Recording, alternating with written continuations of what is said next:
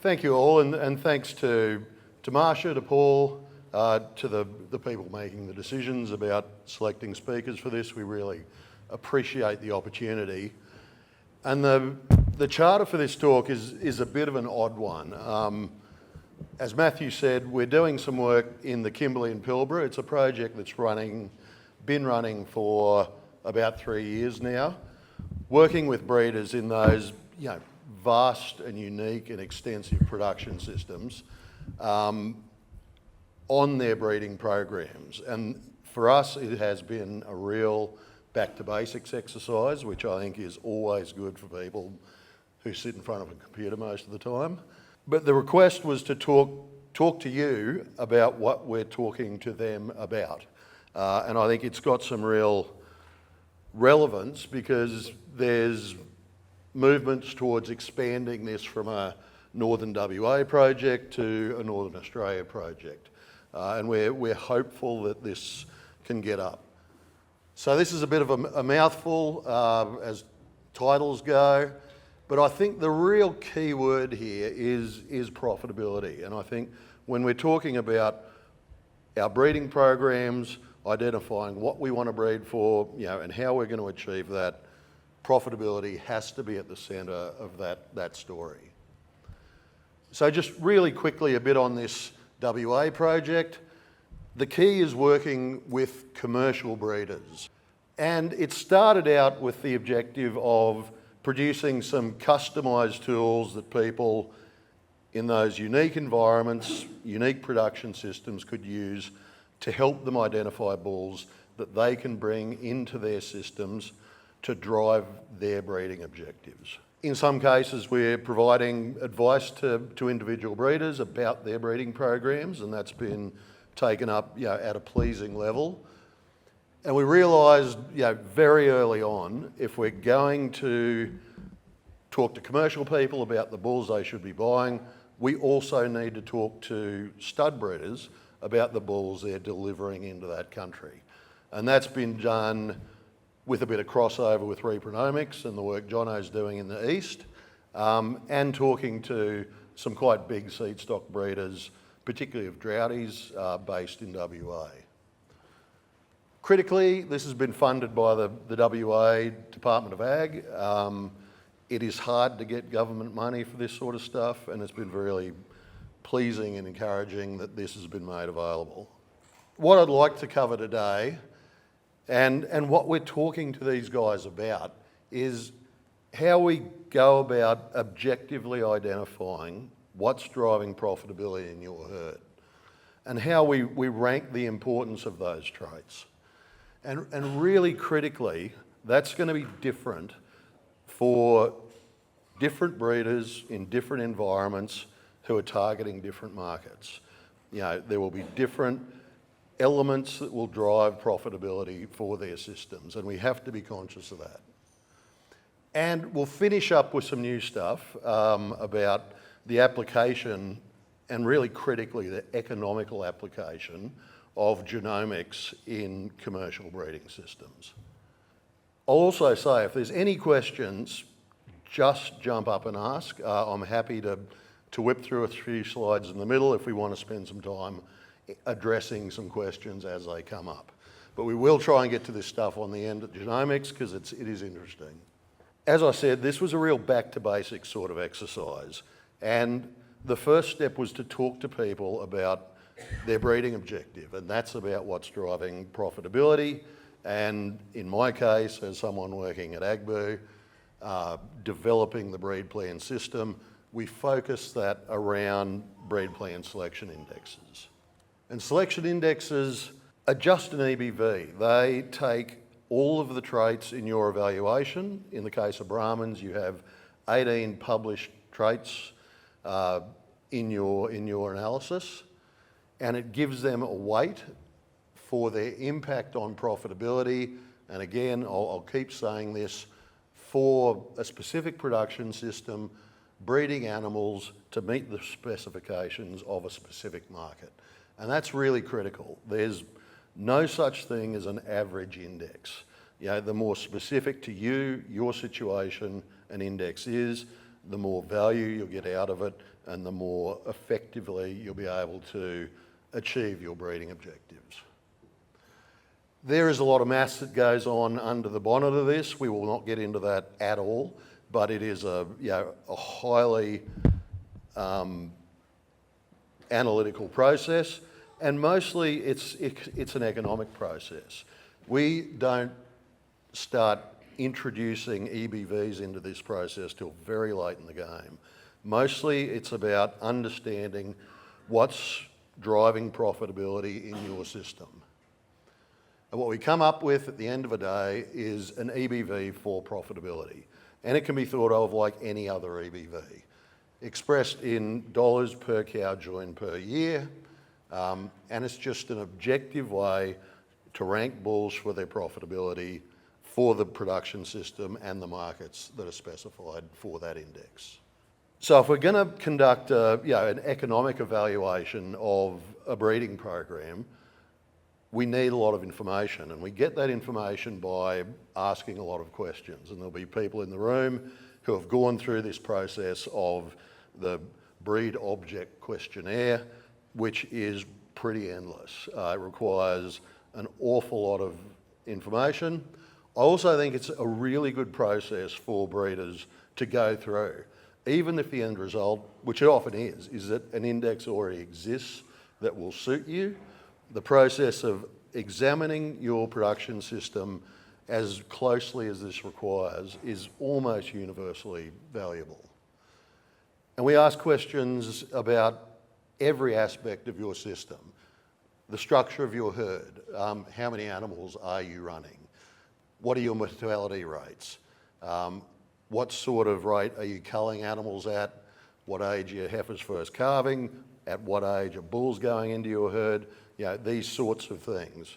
I put these up here not because they need to be remembered, but to just point out that we're investigating every aspect of people's businesses really to help us understand what's driving profitability for them. Critically, we're looking at reproduction. So it's, do you preg test? If so, what are the results of those preg tests, and how is that expressed at weaning time?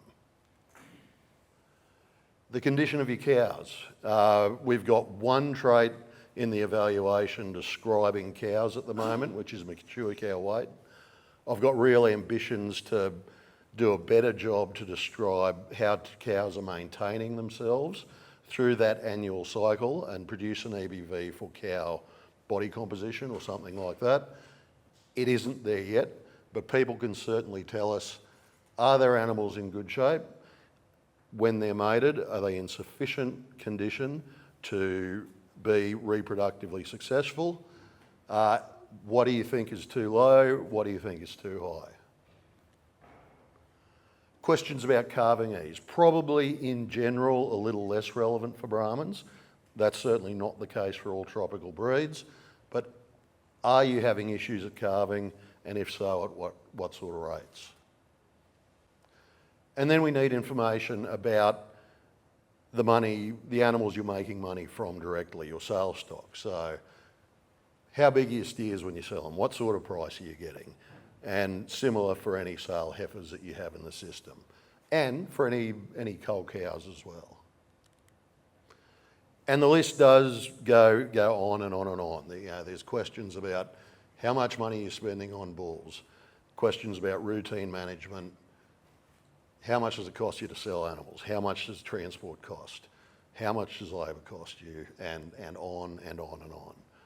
And in the north of WA, some of these are uniquely deadly. Transport is a real killer up there, and the costs of selling animals can be particularly high.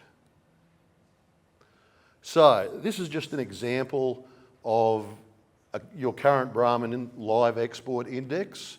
It's an index that is modelling a self-replacing herd. So reproduction is always going to be important. Producing steers off grass, modelling a tougher environment, and that's compared to the other Brahman index, which is the Central Production Index. Marketing a steer at around 300 kilos or just a bit above. For feedlot finishing overseas, we've heard this system described far better than I will now, to produce eventually a 250 odd kilo carcass. And we will look at a graph like this for a few slides, so I'll just take a bit of time to go through what's there. These are traits that are in the breeding objective. So these are the traits that are actually making you money and costing you money. So there's questions around calving ease, and that's all about getting a live calf on the ground. Traits around calving ease, traits around weight, all the way from birth weight through weaning up to mature cow weight. Traits about reproduction, weaning rate, feed efficiency, and carcass traits. And it's important to keep in mind that in some cases, higher is not better. Milk, for example, you may not want to be higher. Cow live weight in some production systems is not going to be better if it's bigger. Feed efficiency, by the very nature of that trait, lower tends to be better. And it's also true that low weightings, and the axis on the bottom here is how relatively important a trait is in this index, doesn't necessarily mean a trait isn't important. It just means we're happy with where it is at the moment. Milk, for example, you could say, we're happy with that, we don't need to change it a great deal. In contrast, we want to put real pressure on the weight of our steers at sale. So, with that as a bit of an explanation, these are the weightings for the objective traits in your live export index. And you can see, not shockingly, the number one trait is reproduction. So getting those live calves on the ground is the trait that contributes the most to profitability for the production system and the market described for the live export index. Number two is around getting animals to sale weight as quickly and as in higher proportion as you can. And we'll look at this a little bit more carefully in a sec, but we can contrast that with the second Brahman index, which is the central production index. Again, it's a self-replacing index, so reproduction's important. Grass-fed again, modelling relatively a more favourable environment, and we're now talking about producing a carcass in Australia to some fairly specific specifications. We're starting to see some requirements for finish coming in, and to achieve that at a particular age. And we see that we're now in a situation where reproduction and growth are just about neck and neck. And for someone breeding animals on a more energy-rich environment, that makes perfect sense. And if we compare these two, put them side by side, it's pretty easy to see that the live export index is focusing on reproduction. It's putting a little bit more pressure on moderating mature cow size. And in contrast, the central production index is putting pressure on growth and achieving that growth efficiently, and putting some pressure on carcass traits, including marbling. And I think it's been said that meat quality for the Brahman breed is important, and one way to get there is by putting some focus on the marbling EBV. That then gets translated to what traits are we evaluating in the breed plan evaluation. So now, rather than things like weaning rate, we've got days to calving. Instead of sale weight, we've got weight at 2 or 4 or 600 days. But this is how these two stack up relative to each other in terms of the traits we're evaluating in breed plan. And they look very similar. Higher weighting on days to calving for the live X index, higher weighting on growth for the central production index. The index development process is one which we've put a lot of research and resources into getting right. We're one of the few genetic evaluations that do it on a full multi-trait system, which means we're analysing every trait in the evaluation at the same time. I will say once again, an index is best when it accurately describes your production system and your market. And it's an economic exercise as much as anything else. We're producing an EBV in terms of dollars profit per cow join per year.